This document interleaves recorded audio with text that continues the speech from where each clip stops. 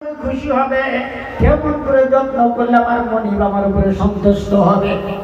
বাশার হাফিজ রহমাতুল্লাহ আলাইহি ওই কাগজের টুকরাটুকু মখমলের কাপড় দিয়ে পেঁচাইয়া গোলাপ জাফরান লাগাইয়া সারা রাতভর মাথায় করে পাহারা দিল।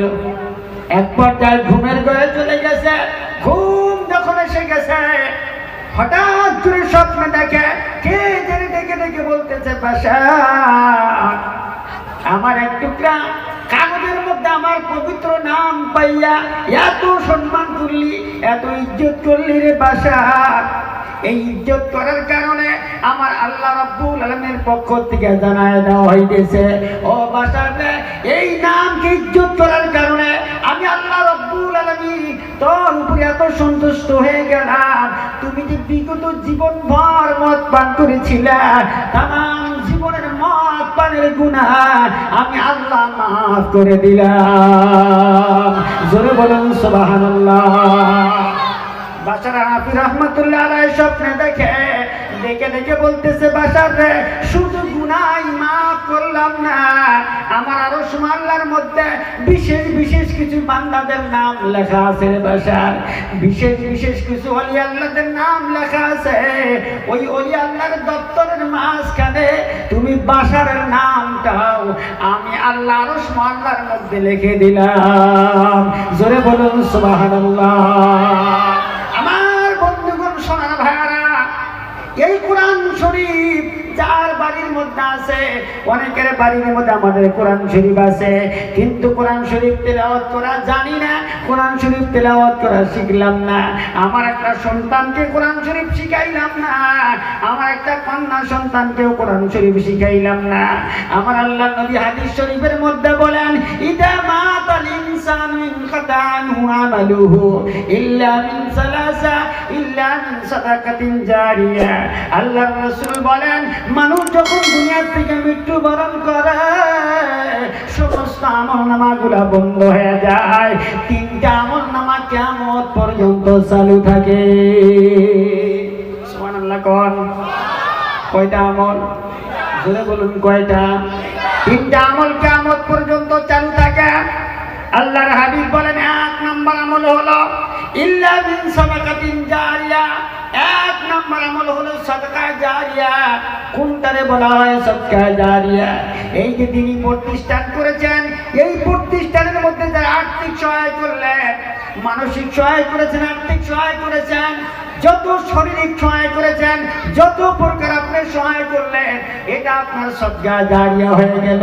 এই প্রতিষ্ঠানের মধ্যে যারা পড়াশোনা করতেছে, যতগুলা মেয়ে হাফিজা হবে, যতগুলা মেয়ে আলিমা হবে, বন্ধুরে, ওই সমস্ত মেয়েরা যে সমস্ত যতদিন পর্যন্ত দুনিয়ার মধ্যে জীবিত থাকবে আর একজনকে আল্লাহর কোরআন শরীফ শিখাবে। আল্লাহর হাবিব হাদিস শরীফের মধ্যে বলেন, খায়রুকুম মান তাআল্লামাল কুরআন ওয়া আল্লামাহু। তামাম দুনিয়ার মধ্যে ওই মানুষটা সবচেয়ে ভালো মানুষ যেই মানুষটা নিজে কোরআন শরীফ শিখলো, অপরকে আল্লাহর কোরআন শরীফ শিখাইলো। এই দিনই প্রতিষ্ঠানের মধ্যে যেই সমস্ত মেয়েগুলো আলিমা হয়ে গেল, বন্ধু, ওই সমস্ত মেয়েগুলি যতদিন পর্যন্ত দুনিয়ায় জীবিত থাকবে কোরআন তেলাওয়াত করবে, জিকির করবে, নামাজ পড়বে, রুকু করবে, সিজদা করবে। প্রত্যেকটা আমলের সওয়াব একটা অংশ আল্লাহ আপনার আমলনামার মধ্যে দান করে দিবে। জোরে বলেন সুবহানাল্লাহ। আল্লাহু আল্লাহ, আল্লাহু আল্লাহ, আল্লাহু আল্লাহ, আল্লাহু আল্লাহ, আল্লাহু লা ইলাহা ইল্লাহু। জোরে আল্লাহ আল্লাহ, আল্লাহু লা ইলাহা ইল্লাহু, লা ইলাহা ইল্লাল্লাহু মুহাম্মাদুর রাসূলুল্লাহ সাল্লাল্লাহু আলাইহি ওয়াসাল্লাম। আমার বন্ধুগণ, সোনার ভাইয়েরা, সোনার বন্ধুগণ, এই ধর্মীয় মাহফিলের মধ্যে আমরা যেখানে সমবেত হয়ে গেছি, আমাদের নসিব অত্যন্ত ভালো। আল্লাহ রাসূল সাল্লাল্লাহু আলাইহি সাল্লাম হাদিস শরীফের মধ্যে ইরশাদ করেন, খায়রুকুম, আল্লাহ রাসূল বলেন, আল্লাহ পাক যেই ব্যক্তিকে বেশি ভালোবাসেন ওই ব্যক্তিকে দিনের বুঝ দান করে, দিনের জ্ঞান দান করে। আজকে এখানে যারা সমবেত হয়েছেন, যতক্ষণ পর্যন্ত থাকবেন ততক্ষণ পর্যন্ত আল্লাহর রহমত বরকত আপনার উপরে বৃষ্টির মতন বর্ষিত হবে। জোরে বলুন সুবহানাল্লাহ। সম্মানিত হাজিরিন, কোরআন শরীফকে আমরা যেন মৃত্যুর আগ পর্যন্ত আমাদের কলিজা দিয়া মোহাব্বত, ভালোবাসা এবং আমল যেন করতে পারি। ধরে বলেন আমিন, আওয়াজ করে বলেন আমিন। এই যে বানাত মাদ্রাসা, মহিলা মাদ্রাসাগুলি এখন হয়ে গেছে আলহামদুলিল্লাহ, এটা খুশির, অত্যন্ত খুশির কারণ। আপনার ঘরে আপনার একটা কন্যা সন্তান বুখারী, মুসলিম, তিরমিজি, আবু দাউদ, নাসাই, ইবনে মাজাহ, সিয়াসাতের কিতাব পড়ে আলিমা হয়ে গেল। এর চাইতে বড় কপাল, এর চাইতে বড় সৌভাগ্য পৃথিবীর মধ্যে আর কেউ হতে পারে? কথা বলেন, হতে পারে? এর চাইতে বড় সৌভাগ্যবান আর কেউ হতে পারে না। আজকে গ্রামের মধ্যে তালাশ করে দেখেন, বিএ পাস, এমএ পাস মেয়ে অনেক বাড়ির মধ্যে আছে, আছে না? না আছে।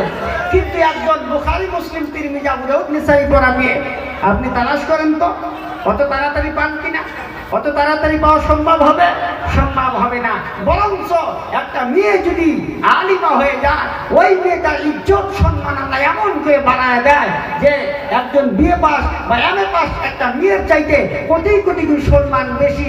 কারণ ওই মেয়েটা ছোটবেলার থেকে পর্দা কাকে বলে, গায়ের মাহরুমের থেকে, গায়ের অন্য পুরুষের থেকে তাকে ইজ্জত আবরুকে হেফাজত কেমনে করে করতে হয় মাদ্রাসার মধ্যে সব শিক্ষা গ্রহণ করেছে।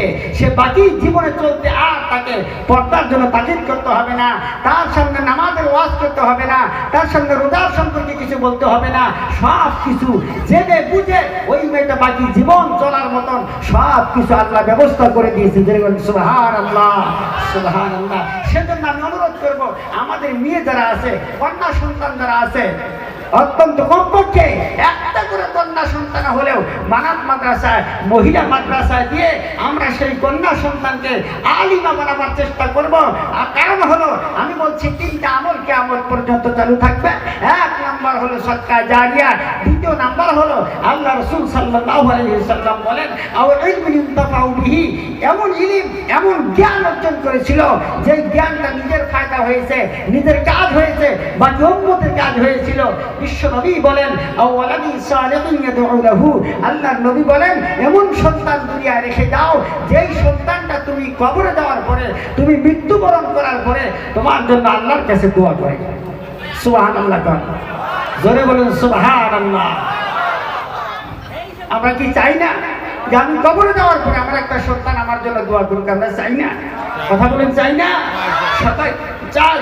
যার কন্যা সন্তান আছে, ছেলে সন্তান নাই, আগেকার জামানার মধ্যে 10 বছর 20 বছর আগে হয়তো আমরা একটা চিন্তা ভাবনা করছি যে আমার ঘরের মধ্যে তো কন্যা সন্তান, আমার তো ছেলে সন্তান নাই, আমার সন্তানকে তো আমি আলিম বানাইতে পারবো না।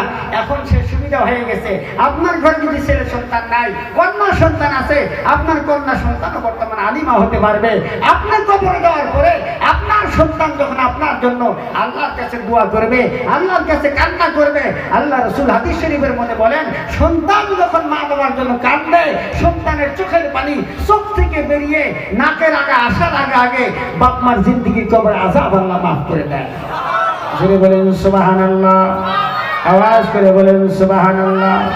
আমার বন্ধুরা, সোনার মায়েরা, আল্লাহ রাসূল বলেছেন 3 জন মানুষের দোয়া আল্লাহর দরবারে কবুল হয়। সালাসু দাওয়াতিন মুস্তাজাবাতুন লা শাক্কা ফি দাওয়াতুল মাজলুম ওয়া দাওয়াতুল মুসাফির ওয়া দাওয়াতুল ওয়ালিদি আলা ওয়ালাদিহি। আল্লাহর নবী বলেন, দুনিয়ার মধ্যে যত মানুষ আছে সমস্ত মানুষের মধ্যে 3 জন মানুষের দোয়া আল্লাহর দরবারে কবুল হবে।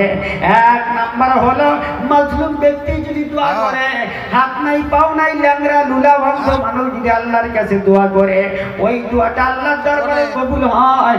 দ্বিতীয় নাম্বার হলো দাওয়াতুল মুসাফির, মুসাফির মানুষ যদি আল্লাহর কাছে দোয়া করে, মুসাফিরের দোয়াটা আল্লাহর দরবারে কবুল হয়। 3 নাম্বার হলো দাওয়াতুল ওয়ালিদি আলা ওয়ালাদিহি, মা বাপ যদি সন্তানের জন্য দোয়া করে দেয়, ওই দোয়াটা আল্লাহর দরবারে ডাইরেক্ট কবুল হয়। বলে সুবহানাল্লাহ। আমাদের অনেকের ঘরের মধ্যে মা বাবা আছে, কিন্তু বর্তমান জামানা মা বাবা অত্যন্ত লাঞ্ছিত, বঞ্চিত, অপমানিত, অপদস্থ হয়ে আছে। আপনাদের দেশের খবর বলতে পারবো না, অনেক জায়গার মধ্যে যাওয়ার পর শুনতে পারি সন্তান মাকে অত্যাচার করে, বাবার উপরে অত্যাচার করে। কথা বলেন ঠিক না বেঠিক? ও মুসলমানের সন্তান, যুবক বন্ধু, সর্বশেষ একটা অনুরোধ করে দেই বন্ধুরে, জীবনে কোনোদিন মা বাবার সাথে বেয়াদবি করিও না। মা বাবার সাথে যদি বেয়াদবি করে থাকো, কপাল চলে যাবে, তকদির চলে যাবে, বেঈমান হয়ে কবরে যাওয়া লাগবে। আমার আল্লাহর নবীর হাদিসের মধ্যে আসে, মা বাবার সাথে যদি কেউ বেয়াদবি করে, ওই ব্যক্তি মৃত্যুর সময় কলেমা নসিব হবে না। নাউযুবিল্লাহ। ওই ব্যক্তির মৃত্যুর সময় কলেমা নসিব হবে না। আমি এই কথাটা জায়গার মধ্যে এই জন্য নিয়ে আসলাম, মা বাপ যাতে ঘরে